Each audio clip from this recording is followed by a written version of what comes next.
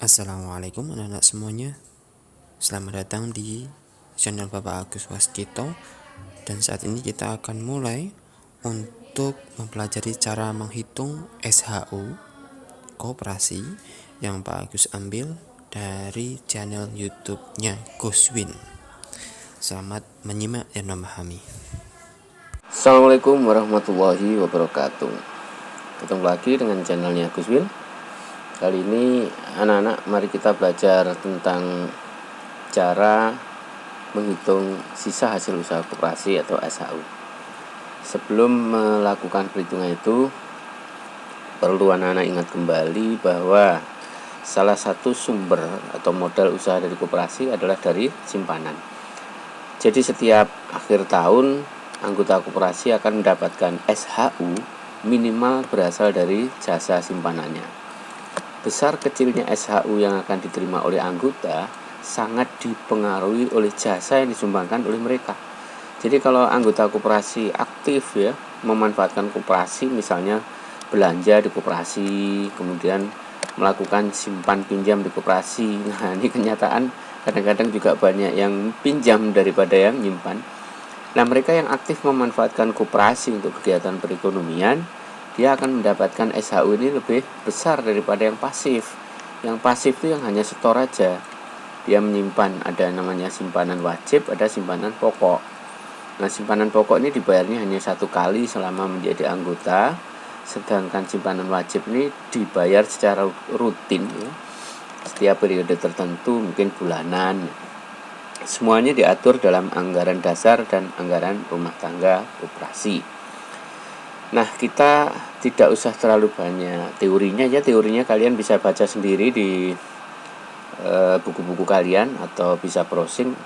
Saya akan membawa kalian untuk menghitung ya, cara membagi atau menghitung SHU koperasi. Rumusnya sebenarnya simple, ini salah satu. Andai saja kita akan menghitung SHU dari jasa simpanan, maka konsepnya simpel saja, yaitu simpanan kita ya, ini kita sebagai anggota, dibandingkan dengan total simpanan yang ada di koperasi. Total simpanan yang ada di koperasi ini adalah semua simpanan anggota dalam satu koperasi.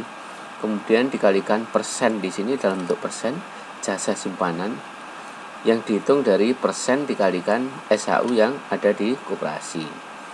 Mungkin rumus kedua barangkali SHU-nya dihitung dari jasa belanja, rumusnya sama dengan tadi, hanya datanya diganti, di sini adalah data belanja. Baik, kita langsung contoh saja supaya lebih praktis ya. Ini contoh soal yang bisa kita hitung ya. Bagaimana cara menghitung SHU koperasi dengan data yang segini ini. Ini kalian yang tidak suka angka-angka itu biasanya ngelihat gini udah langsung mual nih. Nggak usah takut ya, nggak usah melarikan diri nanti kalau USBN ataupun UNBK. Ini simple kok sebenarnya perhitungannya. Jadi kita mulai lihat data yang paling atas. Sisa hasil usaha koperasi ini adalah laba bersih yang diterima oleh koperasi. Nilai 30 juta ini akan dibagikan, dialokasikan 20% untuk jasa simpanan, 25%-nya untuk jasa pembelian. Jadi kita harus hitung ya. Di sini ketemunya 20%-nya SHU kan 6 juta.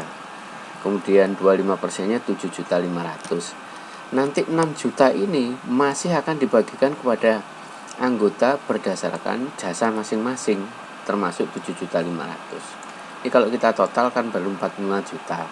Persentase yang lain akan dialokasikan untuk macam-macam kepentingan, misalnya untuk pengembangan koperasi, kemudian untuk pendidikan, untuk jasa pengurus dan sebagainya.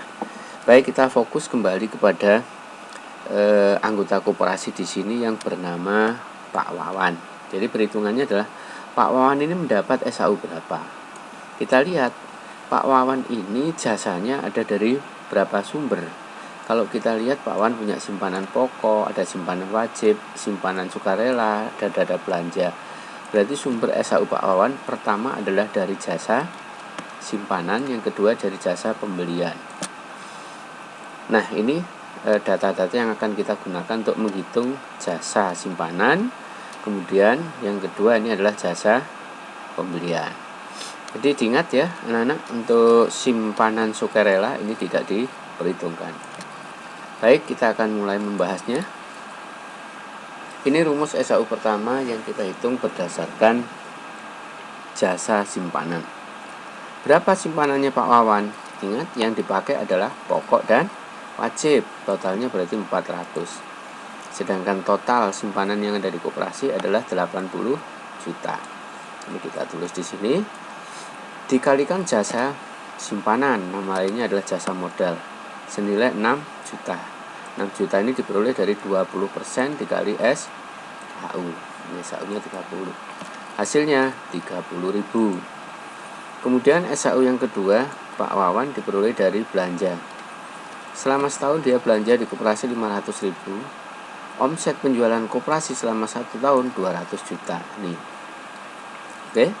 Kemudian ketemu SHU dari belanja, Pak Wawan memperoleh 18.750. Sehingga total SHU yang diterima Pak Wawan adalah jumlah dari keduanya. Maka jawaban yang benar adalah yang C. Ini cara menghitung SHU. Tidak sulit kan? Baik, kita latihan kedua. Yang kedua di sini ada siapa? Pertama, perhatikan subjeknya siapa, dia punya apa gitu ya. Di sini subjeknya adalah Pak Tomo. Pak Tomo mempunyai simpanan pokok, simpanan wajib. Dia juga pernah belanja di koperasi. Sehingga berapa sumber SHU-nya? Pak Tomo memiliki 2 sumber SHU. Dari jasa apa? Jasa simpanan yang nama lainnya jasa modal, dan jasa belanja yang nama lainnya adalah jasa usaha. Sedangkan jasa yang 10% jasa pendidikan ini tidak kita pakai. Ini artinya bahwa yang 10% dari SHU 60 juta berarti 6 juta itu tidak akan dibagikan untuk anggota karena akan digunakan untuk pendidikan. Baik, kita lanjutkan perhitungannya. Ini SHU yang pertama dari jasa simpanan ya. Sama dengan cara pertama tadi. 13.500.000 dari mana? 1.500.000 ditambah 12 juta. 250 juta berasal dari pokok dan wajib. Ingat, pokok dan wajib. Yang sukarela diabaikan. Kemudian dikali 50%-nya SHU. 50%-nya SHU adalah 30 juta, sehingga total ketemu sisa hasil usaha 1.620.000. Maka kita lanjutkan untuk yang SHU kedua.